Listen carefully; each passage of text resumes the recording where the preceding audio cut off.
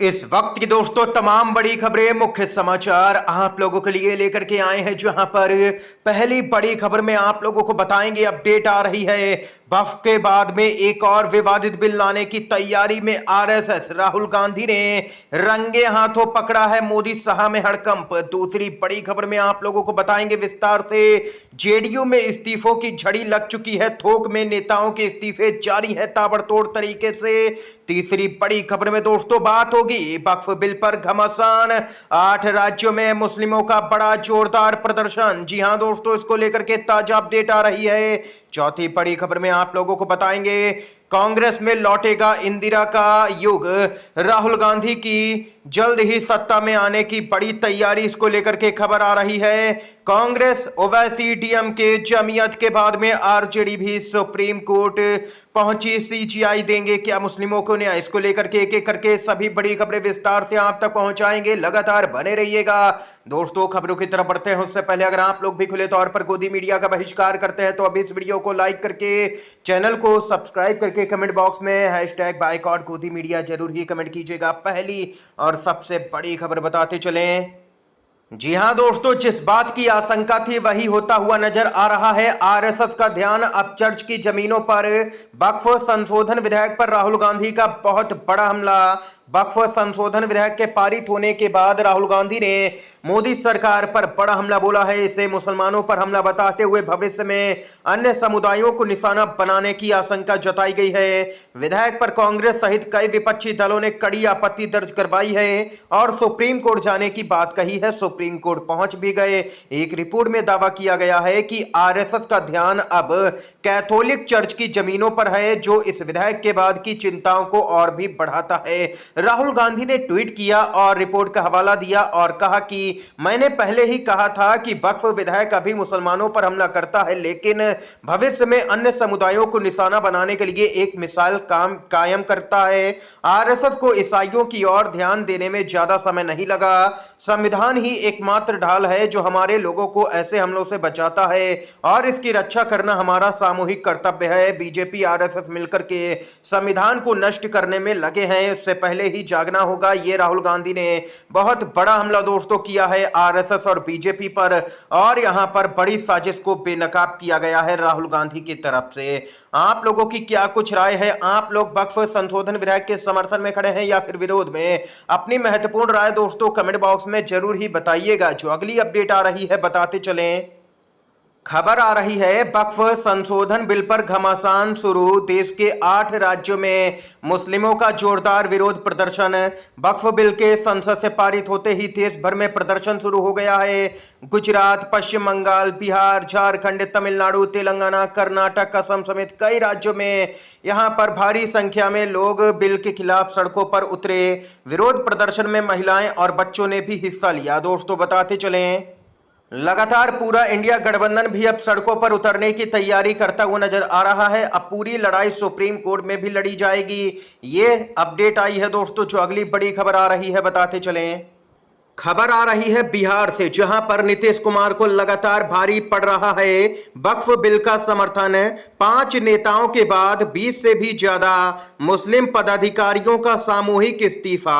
संसद के दोनों ही सदनों में वक्फ संशोधन विधेयक पारित होने के बाद नीतीश कुमार के नेतृत्व वाली जेडीयू में इस्तीफों का दौर शुरू हो चुका है, जो कि अब तक लगातार जारी है। हर दिन यहां पर ताबड़तोड़ इस्तीफे जेडीयू में देखने को मिल रहे हैं। जेडीयू के सांसदों ने सदन में वक्फ बिल का समर्थन जो किया, इसके विरोध में अब तक 5 बड़े नेता जेडीयू छोड़ चुके हैं, इस्तीफा दे चुके हैं। इसके बाद आज यहां पर 20 से भी ज्यादा मुस्लिम पदाधिकारियों ने भी पार्टी छोड़ने का ऐलान कर दिया है।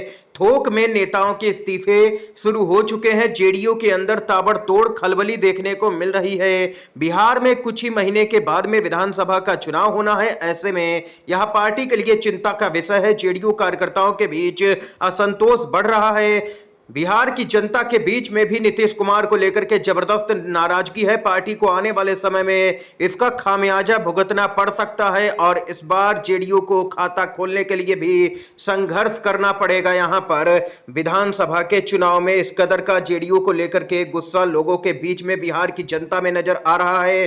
दोस्तों इसके साथ ही जो अगली अपडेट आ रही है बताते चलें। खबर आ रही है कि लोकसभा में यहां पर जब वक्फ बिल पेश किया गया था तो बीजेपी सहित कई पार्टियों ने व्हिप जारी किया था। बीजेपी के 2 सांसदों ने व्हिप का उल्लंघन किया, उनको नोटिस जारी किया बीजेपी ने। अब खबर आ रही है कि इंडिया गठबंधन भी कार्रवाई के मूड में। टीएमसी के 3 सांसदों के खिलाफ में एक्शन लेंगी ममता बनर्जी। वक्फ बिल पर चर्चा के दौरान लोकसभा से रहे थे गैर हाजिर।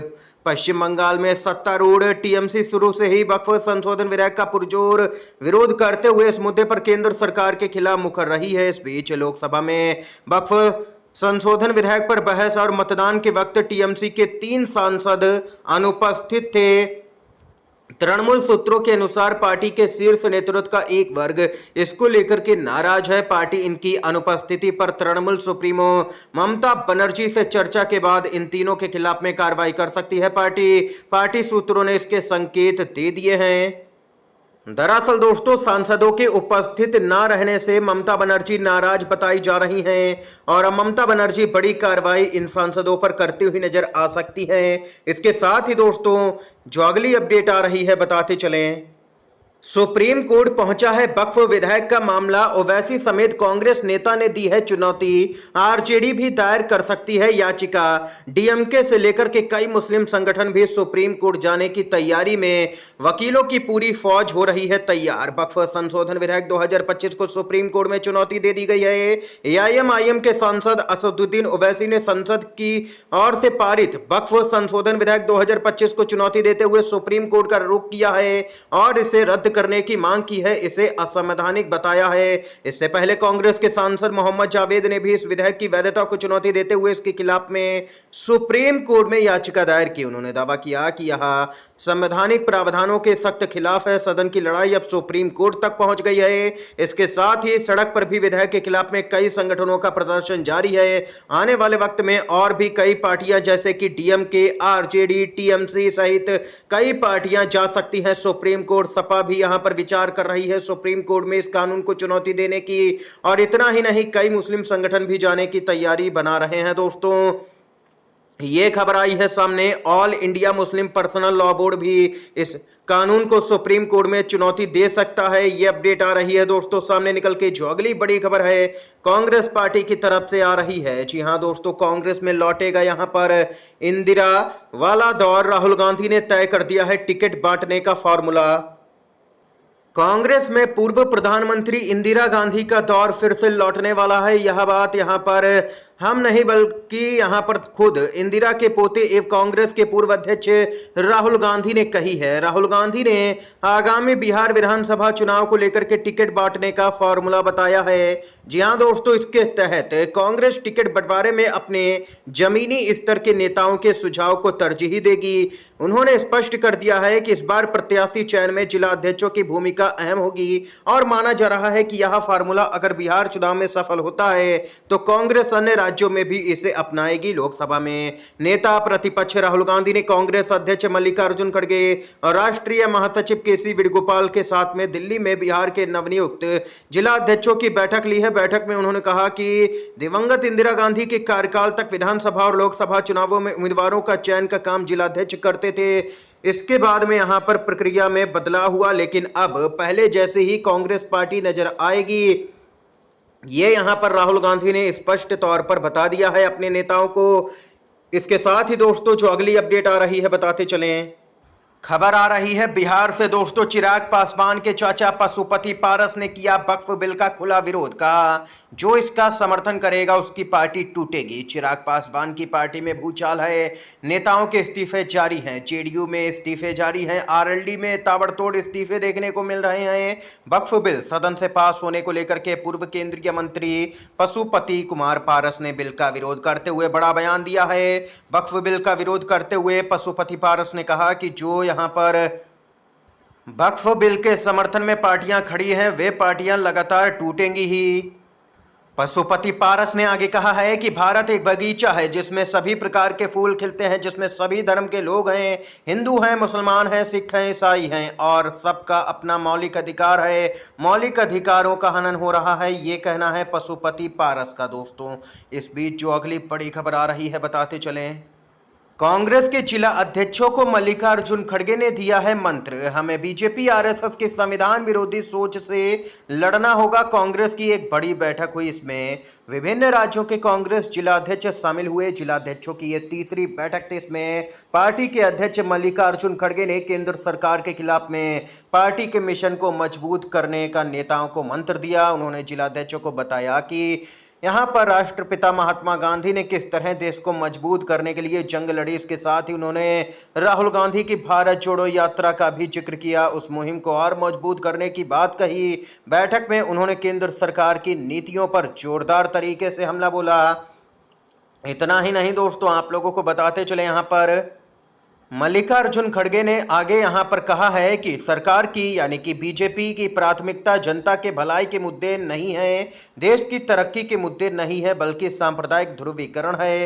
ये यहां पर आरएसएस बीजेपी को जबरदस्त तरीके से घेरा है। खड़गे ने कहा कि हमें बीजेपी आरएसएस की जन विरोधी और संविधान विरोधी सोच के खिलाफ लगातार लड़ना होगा। हम लड़ रहे हैं संसद के अंदर और बाहर भी, हमें जनता के मुद्दों को उठाना होगा। राहुल गांधी के नेतृत्व में यहां पर बीजेपी को हराएंगे, ये मल्लिकार्जुन खड़गे ने हुंकार भरी है। दोस्तों, इस समय की तमाम बड़ी खबरें थी, मुख्य समाचार सामने निकल के आए जो हमने आप तक दोस्तों पहुंचाए। वीडियो अगर आप लोगों को पसंद आया हो तो लाइक कीजिएगा, इन खबरों को शेयर कीजिएगा अपने दोस्तों में, और चैनल पर अगर आप लोग नए हैं तो चैनल को सब्सक्राइब कीजिएगा। वीडियो देखने के लिए दोस्तों आप सभी का बहुत बहुत धन्यवाद। जय हिंद, जय भारत।